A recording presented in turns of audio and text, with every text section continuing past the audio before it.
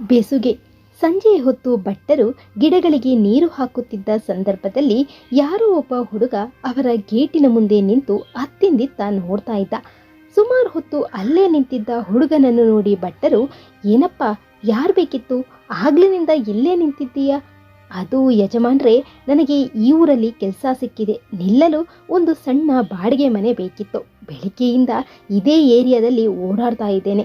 ಮನೆ ಏನೋ ಬಾಡಿಗೆಗೆ ಇವೆ, ಆದರೆ ಎಲ್ಲ ದೊಡ್ಡ ದೊಡ್ಡ ಮನೆಯೇ. ನಾನೊಬ್ಬನೇ ಇರುವುದರಿಂದ ಅಷ್ಟೊಂದು ದೊಡ್ಡ ದೊಡ್ಡ ಮನೆ ನನಗೆ ಬೇಕಾಗಿಲ್ಲ.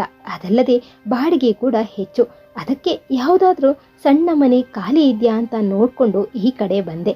ಅವನ ಮಾತು ಕೇಳಿ ಭಟ್ಟರು ಏನೋ ಹೊಳೆದಂತೆ, ಸ್ವಲ್ಪ ಇಲ್ಲೇ ಇರಪ್ಪ, ನಾನು ಈಗ ಬರ್ತೇನೆ ಅಂದು ಮನೆಯ ಒಳಗಡೆ ಹೋದವರು ಹೆಂಡತಿ ವಿಶಾಲಾಕ್ಷಮ್ಮನವರಲ್ಲಿ, ವಿಶಾಲು, ಹೊರಗಡೆ ಒಬ್ಬ ಹುಡುಗ ಬಂದಿದ್ದಾನೆ ಬಾಡಿಗೆಗೆ ಮನೆ ಹೊಡ್ಕೊಂಡು. ಹೇಗೋ ನಾವು ತುಂಬಾ ದಿನದಿಂದ ಮನೆಯ ಒಂದು ಕೋಣೆನ ಬಾಡಿಗೆಗೆ ಕೊಡಬೇಕು ಅಂತ ಅಂದುಕೊಂಡಿದ್ದೇವೆ. ಇವಾಗ ಆ ಹುಡುಗನಿಗೆ ಆ ರೂಮನ್ನು ಬಾಡಿಗೆ ಕೊಟ್ಟರೆ ಹೇಗೆ? ಅವನಿಗೂ ಕೂಡ ಸಣ್ಣ ಮನೆ ಸಾಕಂತೆ, ಒಬ್ಬನೇ ಬೇರೆ ಇರೋದು. ಅದೆಲ್ಲ ಸರಿರಿ, ಆದರೆ ಗೊತ್ತು ಗುರಿ ಇಲ್ಲದವನಿಗೆ ಹೇಗ್ರಿ ನಾವು ಮನೇನ ಬಾಡಿಗೆಗೆ ಕೊಡುವುದು? ಅವನು ಯಾರೋ ಏನೋ, ಒಳ್ಳೆಯವನಾಗಿದ್ರೆ ಸರಿ, ಇಲ್ಲ ಅಂದರೆ ನಾವು ಕೂಡ ಇಬ್ಬರೇ ಇರೋದು. ಮುಂದೆ ಏನಾದರೂ ಅವನ ಕಡೆಯಿಂದ ತೊಂದರೆ ಆದರೆ? ಇಲ್ಲ ವಿಶಾಲು, ಹುಡುಗ ನೋಡಲು ತುಂಬ ಸಭ್ಯಸ್ಥನ ಥರ ಇದ್ದಾನೆ. ಅದಲ್ಲದೆ ಅವನಿಗೆ ಕೆಲಸ ಸಿಕ್ಕ ಕಂಪ್ನಿ ಇಲ್ಲೇ ಪಕ್ಕದ ಬೀದಿಯಲ್ಲಿ ಇರುವುದು. 4 ದಿನ ತಡಿ, ಆಮೇಲೆ ನಾನೇ ಹೋಗಿ ಅವನ ಬಗ್ಗೆ ಅಲ್ಲಿ ವಿಚಾರಿಸ್ಕೊಂಡು ಬರ್ತೇನೆ. ಏನಾದರೂ ಸರಿ ಹೋಗದಿದ್ರೆ ಮುಂದೆ ಏನು ಮಾಡೋದು ಅಂತ ಯೋಚನೆ ಮಾಡೋಣ. ಸರಿ ಸರಿ, ಈಗ ಹುಡುಗ ಹೊರಗಡೆ ನಿಂತಿದ್ದಾನೆ, ನಾನು ಕೇಳ್ಕೊಂಡು ಬರುತ್ತೇನೆ ಎಂದು ಹೊರಬಂದ ಭಟ್ಟರು ಆ ಹುಡುಗನಲ್ಲಿ, ಏನಪ್ಪ, ನಮ್ಮ ಮನೆಯಲ್ಲಿ ಒಂದು ರೂಮನ್ನು ಬಾಡಿಗೆಗೆ ಕೊಡಬೇಕು ಅಂತ ಯೋಚನೆ ಮಾಡ್ತಾ ಇದ್ವಿ.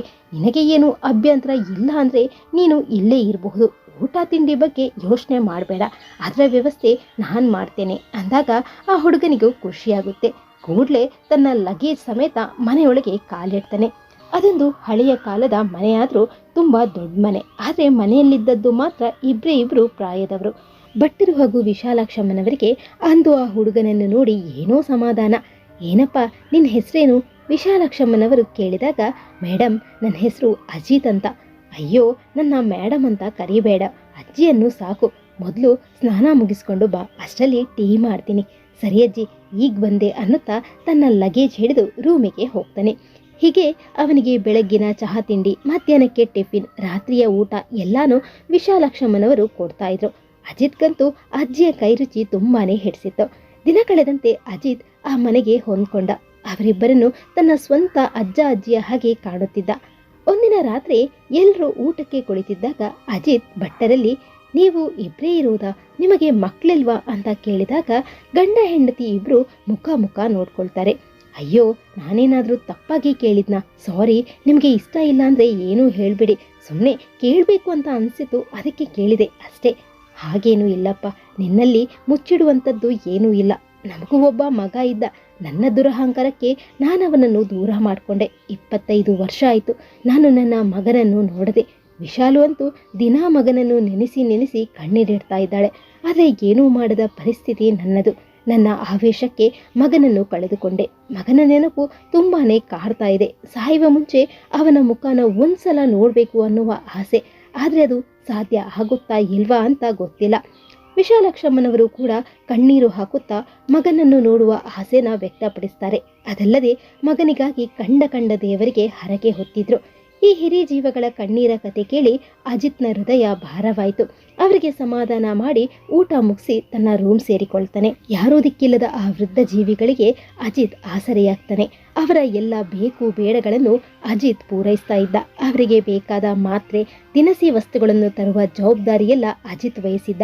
ಅಲ್ಲದೆ ರಜೆ ಇದ್ದಾಗ ಅವರನ್ನು ಹೊರಗಡೆ ಕರೆದುಕೊಂಡು ಹೋಗಿ ಸುತ್ತಾಡಿಸಿಕೊಂಡು ಹಾಗೆ ಬರುತ್ತಾ ಹೋಟೆಲ್ನಲ್ಲಿ ಊಟ ಮುಗಿಸಿ ಮನೆಗೆ ಬರ್ತಾ ಇದ್ರು. ಭಟ್ಟರಿಗೆ ಪೆನ್ಷನ್ ಹಣ ಬರ್ತಾ ಇದ್ದರಿಂದ ಮನೆ ನಡೆಸಲು ಏನು ಕಷ್ಟ ಆಗ್ತಾ ಇರಲಿಲ್ಲ. ಒಂದು ದಿನ ಇದ್ದಕ್ಕಿದ್ದ ಹಾಗೆ ಭಟ್ಟರು ಕುಸಿದು ಬೀಳ್ತಾರೆ. ಅಜಿತ್ ಆಫೀಸ್ಗೆ ಹೋಗಲು ಆಗಷ್ಟೇ ರೆಡಿಯಾಗಿದ್ದ. ವಿಶಾಲಾಕ್ಷಮ್ಮನವರ ಕೂಗು ಕೇಳಿ ಗಾಬರಿಯಿಂದ ಹೊರಬಂದವ ಭಟ್ಟರನ್ನು ಎತ್ಕೊಂಡು ಅವರ ಕಾರಲ್ಲಿ ಕೂರಿಸಿ ಆಸ್ಪತ್ರೆಗೆ ಧಾವಿಸಿದ. ಭಟ್ಟರನ್ನು ಪರೀಕ್ಷಿಸಿದ ವೈದ್ಯರು, ನೋಡಿ, BP ಲೋ ಆಗಿರೋದಕ್ಕೆ ಈ ಥರ ಆಗಿದೆ. ಭಯ ಪಡುವಂಥದ್ದು ಏನೂ ಇಲ್ಲ, ಸ್ವಲ್ಪ ಮಾತ್ರೆ ಬರೆದು ಕೊಡ್ತೇನೆ. ಅದಲ್ಲದೆ ಅವರಿಗೆ ಯಾವ ರೀತಿಯ ಸ್ಟ್ರೆಸ್ ಕೂಡ ಕೊಡದೆ ಆದಷ್ಟು ಜಾಗರೂಕತೆಯಿಂದ ನೋಡ್ಕೊಳ್ಳಿ ಅಂತ ಭಟ್ಟರಿಗೆ ಪ್ರಜ್ಞೆ ಬಂದ ನಂತರ ಸ್ವಲ್ಪ ಹೊತ್ತು ಅಬ್ಸರ್ವೇಷನ್ನಲ್ಲಿ ಇಟ್ಟು ಸಂಜೆಯ ಹೊತ್ತಿಗೆ ಆಸ್ಪತ್ರೆಯಿಂದ ಡಿಸ್ಚಾರ್ಜ್ ಮಾಡ್ತಾರೆ. ಪಾಪ ಅಜಿತ್ ಕೆಲಸಕ್ಕೆ ರಜೆ ಹಾಕಿ ಇಡೀ ಹೊತ್ತು ಅವರ ಜೊತೆನೇ ಇದ್ದ. ಸಂಜೆ ಮನೆಗೆ ಬಂದ ಭಟ್ಟರು ಅವನ ಕೈ ಹಿಡಿದು, ಯಾರ ಹೆತ್ತ ಮಗನೋ ನೀನು, ಇವತ್ತು ನೀನು ಇಲ್ಲದೆ ಹೋಗಿದ್ರೆ ನನ್ನ ಪರಿಸ್ಥಿತಿ ಏನಾಗ್ತಾ ಇತ್ತೋ ಏನೋ, ದೇವರ ಹಾಗೆ ಬಂದು ನನ್ನ ಪ್ರಾಣ ಕಾಪಾಡಿದೆ, ನಿನ್ನ ಈ ಋಣನ ನಾನು ಯಾವತ್ತೂ ಮರೆಯೋದಿಲ್ಲ. ಭಟ್ರೆ, ಇಷ್ಟೊಂದು ದೊಡ್ಡ ದೊಡ್ಡ ಮಾತು ಯಾಕೆ? ನಿಮ್ಮ ಮನೆಯ ಅನ್ನ ತಿಂತಾ ಇದ್ದೇನೆ, ನಿಮ್ಮ ಋಣ ನನ್ನ ಮೇಲೆ ಇರುವಾಗ ನಾನು ಇಷ್ಟೂ ಮಾಡದಿದ್ರೆ ಹೇಗೆ?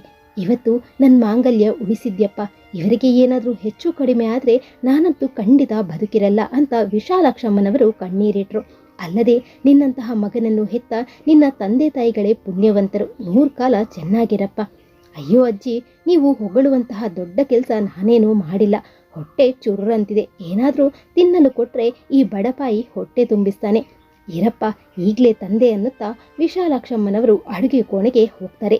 ಅಜಿತ್ ಭಟ್ರಲ್ಲಿ, ಇನ್ಮುಂದೆ ಯಾವುದೇ ರೀತಿಯ ಸ್ಟ್ರೆಸ್ ತಗೋಬಾರ್ದು, ನಿಮಗೆ ಯಾರೂ ಇಲ್ಲ ಅಂತ ಅಂದ್ಕೋಬೇಡಿ, ನಿಮ್ಮ ಜೊತೆ ನಾನಿದ್ದೇನೆ. ಸರಿ ಕಣಪ್ಪ, ಆದರೆ ನನಗೆ ಒಂದೇ ಒಂದು ಭಯ, ಒಂದು ವೇಳೆ ನನಗೇನಾದರೂ ಆದರೆ ವಿಶಾಲುಗೆ ಯಾರಿದ್ದಾರೆ? ಅಯ್ಯೋ ಭಟ್ರೆ, ನಿಮಗೆ ಏನೂ ಆಗಲ್ಲ, ಸುಮ್ಮನೆ ಚಿಂತೆ ಮಾಡುವುದನ್ನು ಬಿಡಿ. ಹೀಗೆ ವಾರ ಕಳೆಯಿತು. ಒಂದಿನ ಬೆಳಿಗ್ಗೆ ತಿಂಡಿ ತಿನ್ನಲು ಡೈನಿಂಗ್ ಟೇಬಲ್ನಲ್ಲಿ ಅಜಿತ್ಗಾಗಿ ಕಾಯುತ್ತಿದ್ದಾಗ ರೂಮ್ನಿಂದ ಹೊರಬಂದವ, 50ನೇ ವಿವಾಹ ವಾರ್ಷಿಕೋತ್ಸವದ ಶುಭಾಶಯಗಳು ಅಂದಾಗ ಇಬ್ಬರಿಗೂ ಆಶ್ಚರ್ಯ. ಭಟ್ಟರು, ಇವತ್ತು ನಮ್ಮ ಮದುವೆ ದಿನ ಅಂತ ನಿನಗೆ ಹೇಗಪ್ಪ ಗೊತ್ತಾಯ್ತು? ನಾನ್ಯಾವತ್ತೂ ನಿನಗೆ ಹೇಳಿರಲಿಲ್ಲ. ಅಯ್ಯೋ ಭಟ್ರೆ, ನಮ್ಮವರಂದ ಮೇಲೆ ಅವರ ಬಗ್ಗೆ ಇಷ್ಟೂ ತಿಳಿಯದಿದ್ರೆ ಹೇಗೆ? ಇವತ್ತು ಸಂಜೆ ನಿಮ್ಮ ವಾರ್ಷಿಕೋತ್ಸವದ ಸಲುವಾಗಿ ಹೋಟೆಲ್ ಅಭಿಮಾನ್ನಲ್ಲಿ ಒಂದು ಸಣ್ಣ ಪಾರ್ಟಿ ಇಟ್ಟಿದ್ದೇನೆ. ನಾನು ಸಂಜೆ ಬರುವಾಗ ಇಬ್ರು ರೆಡಿಯಾಗಿರಿ.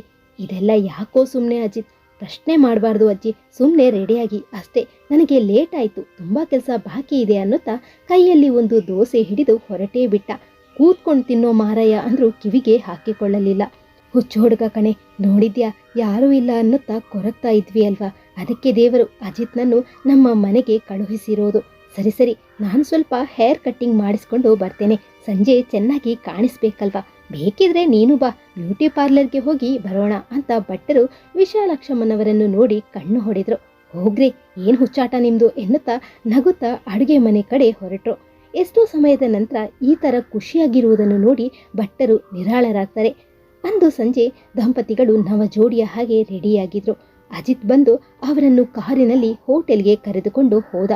ನೆಂಟರು ಅಂತ ಭಟ್ಟರಿಗೆ ಯಾರೂ ಇಲ್ಲದ ಕಾರಣ ಅಜಿತ್ ತನ್ನ ಆಫೀಸಿನ ಗೆಳೆಯ ಗೆಳತಿಯರನ್ನು ಪಾರ್ಟಿಗೆ ಆಹ್ವಾನಿಸಿದ್ದ. ಎಲ್ಲರೂ ಸೇರಿ ದಂಪತಿಗಳನ್ನು ಪ್ರೀತಿಯಿಂದ ಬರಮಾಡ್ಕೊಂಡ್ರು. ಇನ್ನೇನು ತಂದಿದ್ದ ಕೇಕ್ ಕಟ್ ಮಾಡುವ ಅನ್ನೋವಷ್ಟರಲ್ಲಿ ಅಜಿತ್ ಅವರಿಗೊಂದು ದೊಡ್ಡ ಸರ್ಪ್ರೈಸ್ ನೀಡಿದ.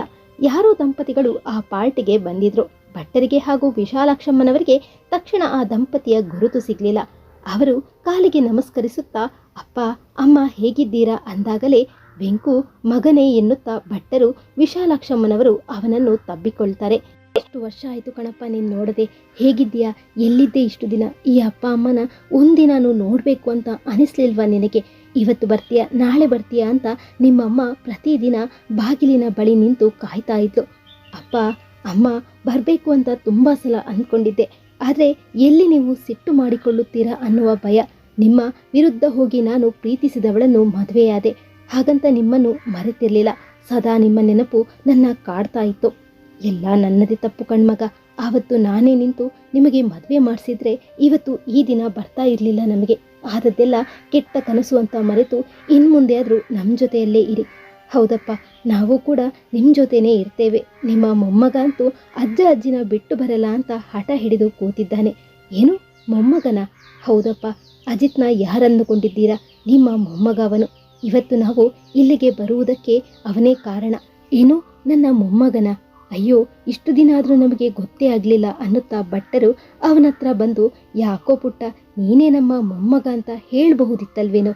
ತಾತ ಹೇಳಬಹುದಿತ್ತು, ಆದರೆ ನೀವು ನನ್ನ ಮನೆಯಿಂದ ಹೊರಗೆ ಹಾಕಿದ್ರೆ ಅನ್ನುವ ಭಯ, ಅದಕ್ಕೆ ಸುಮ್ಮನಿದ್ದೆ.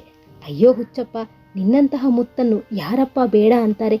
ಹೌದಪ್ಪ, ನಿಮ್ಮ ಮೊಮ್ಮಗ ಕೊಯ್ನೂರು ಮುತ್ತು. ನಮ್ಮನ್ನೆಲ್ಲ ಒಂದು ಮಾಡಬೇಕು ಅನ್ನುವ ಹಠದಲ್ಲಿ ಈ ಊರಲ್ಲೇ ಕೆಲಸ ಗಿಟ್ಟಿಸಿಕೊಂಡು ನಿಮ್ಮ ಮನೆ ಸೇರ್ಕೊಂಡ.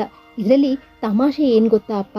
ಅವನು ಅಜ್ಜಿ ತಾತ ಮನೆಯ ಪಕ್ಕದಲ್ಲಿ ಮನೆ ಹುಡುಕುತ್ತೇನೆ ಅಂತ ಹೊರಟವ ಕೊನೆಗೆ ನಿಮ್ಮ ಮನೆಗೆ ಬಂದು ಸೇರಿದ. ಆಗ ಅವನಿಗೆ ಆದ ಖುಷಿ ಅಷ್ಟಿಷ್ಟಲ್ಲ. ತಕ್ಷಣ ನನಗೆ ಫೋನ್ ಮಾಡಿ ತಿಳಿಸಿದ. ನನಗಂತೂ ಅವನು ನಿಮ್ಮ ಜೊತೆನೇ ಇರುವುದು 100 ಆನೆಯ ಬಲ ಬಂದಾಗಾಯಿತು. ಪ್ರತಿದಿನ ಅಲ್ಲಿ ಆಗ್ತಾ ಇದ್ದ ವಿಷಯ ನನ್ನ ಕಿವಿಗೆ ಮುಟ್ಟಿಸ್ತಾ ಇದ್ದ. ಯಾವಾಗ ನೀವು ನನ್ನ ಮೇಲೆ ಕೋಪ ಇಲ್ಲ ಅಂತ ಹೇಳಿದ್ರು ಆವಾಗಲೇ ಮನೆಗೆ ಬರಬೇಕು ಅಂತ ಅಂದ್ಕೊಂಡೆ. ಆದರೆ ನಿಮ್ಮ ಮೊಮ್ಮಗನೇ ಸರಿಯಾದ ಸಮಯ ನೋಡಿ ಅಜ್ಜ ಅಜ್ಜಿಗೆ ಸರ್ಪ್ರೈಸ್ ಕೊಡಬೇಕು ಅಂತ ಇಷ್ಟು ದಿನ ನಮ್ಮನ್ನು ಕಾಯಿಸಿದ. ಕೊನೆಗೂ ಇವತ್ತು ನಿಮ್ಮನ್ನು ಬೆಸೆಯುವ ಕಾಲ ಬಂದೇ ಬಿಟ್ಟಿತು. ನೀವಿಬ್ರು ಆಮೇಲೆ ಕೂತು ಎಲ್ಲ ಮಾತನಾಡ್ಕೊಳ್ಳಿ, ಇವಾಗ ಬನ್ನಿ ಕೇಕ್ ಕಟ್ ಮಾಡೋಣ ಅನ್ನುತ್ತಾ ಅಜ್ಜ ಅಜ್ಜಿಯ ಕೈ ಹಿಡಿದು ಅವರ ಹತ್ರ ಕೇಕ್ ಕಟ್ ಮಾಡಿಸಿ ಸಂಭ್ರಮಿಸ್ತಾರೆ.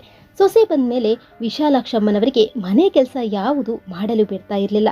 ಇಂತಹ ಮುತ್ತಿನಂತಹ ಹುಡುಗಿನ ಸೊಸೆಯಾಗಿ ಪಡೆಯೋಕೆ ನಾವು ಪುಣ್ಯ ಮಾಡಿದ್ವಿ ಅಂತ ದಂಪತಿ ಖುಷಿ ಪಡುವುದರ ಜೊತೆಗೆ ಅನ್ಯಾಯವಾಗಿ ಅವರಿಂದ ಇಷ್ಟು ವರ್ಷ ದೂರ ಇದ್ವಿ ಅಂತ ಕೊರಗ್ತಾರೆ. ಆದರೆ ಅಜಿತ್ ಮಾತ್ರ ಪ್ರತಿದಿನ ಹೇಗಾದರೂ ಮಾಡಿ ಅಜ್ಜ ಅಜ್ಜಿಯನ್ನು ಖುಷಿಯಾಗಿ ಇಡಲು ಪ್ರಯತ್ನಿಸ್ತಾ ಇದ್ದ. ಒಟ್ನಲ್ಲಿ ದೂರ ಆಗಿದ್ದ ಕುಟುಂಬ ಮತ್ತೆ ಒಂದಾಗಿ ಖುಷಿಯಿಂದ ತುಂಬಿ ತೊಡಗ್ತಾ ಇತ್ತು. ಈ ಕತೆ ನಿಮ್ಗೆ ಇಷ್ಟ ಆಗಿದೆ, ವಿಡಿಯೋಗೊಂದು ಲೈಕ್ ಕೊಡಿ. ಹಾಗೆ ಪ್ಲೀಸ್ ಸಬ್ಸ್ಕ್ರೈಬ್ ಹಾಗೂ ಕಮೆಂಟ್ ಮಾಡೋದನ್ನ ಮಾತ್ರ ಮರಿಬೇಡಿ. ಧನ್ಯವಾದಗಳು.